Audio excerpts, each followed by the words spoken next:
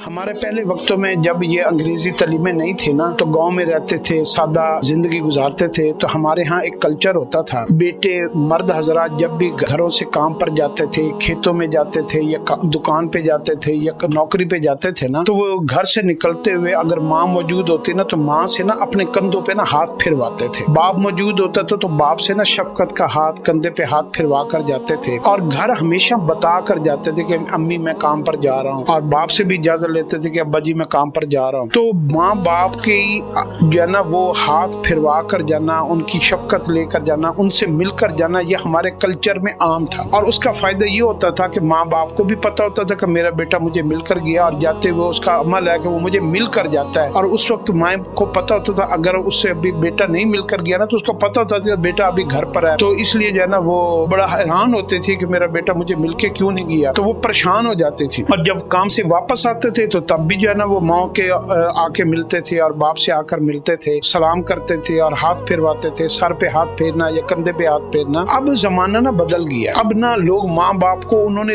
اتنا ایزی لے لیا ہے، رسپیکٹ ختم ہو گئی ہے، ویلیوز ختم ہو گئی ہیں، قدریں ختم ہو گئی ہیں۔ یہ انگریزی کلچر نے، سوشل میڈیا نے، بے دینی نے نا ہمارے اندر جو حیا جو چیز تھی نا اس کو ختم کر دیا ہے، عزتیں اور وقار جو تھے نا اس کو ختم کر دیا ہے۔ تو میں آپ کو ایک فارمولا اور بتا دوں، اگر تو ماں باپ آپ کے حیات ہیں، زندہ ہیں، تو آپ ماں باپ کو گھر سے نکلتے ہوئے ضرور ملا کریں، ہاتھ پھروا کر جایا کریں۔ جن کے ماں باپ نہیں ہیں اور دنیا سے چلے گئے ہیں، تو میں آپ کو ایک فارمولا ماں باپ سے مل کر جانے کا بھی، اور ایک فارمولا اس میں اور ایڈیشنل جمع کر کے آپ کو میں ایک فارمولا بتاتا ہوں۔ وہ فارمولا اتنا بڑا فارمولا ہے کہ آپ کبھی سوچ بھی نہیں سکتے کہ اتنا خوبصورت نسخہ بغیر پیسوں کے بھی آپ کو مل سکتا ہے۔ قرآن پاک میں اور حدیث کے اندر یہ ہے، حدیث میں آتا ہے کہ آپ صلی اللہ علیہ وسلم نے ارشاد فرمایا، قیامت کے دن انسان کا سب سے بڑا جو سفارش کرنے والا ہوگا، جس کی سفارش کو رد نہیں کیا جا سکتا، جس کی بات کو ٹھکرایا نہیں جا سکتا، اور انسان کا سب سے بڑا مسئلہ ہے ہی آخرت کا،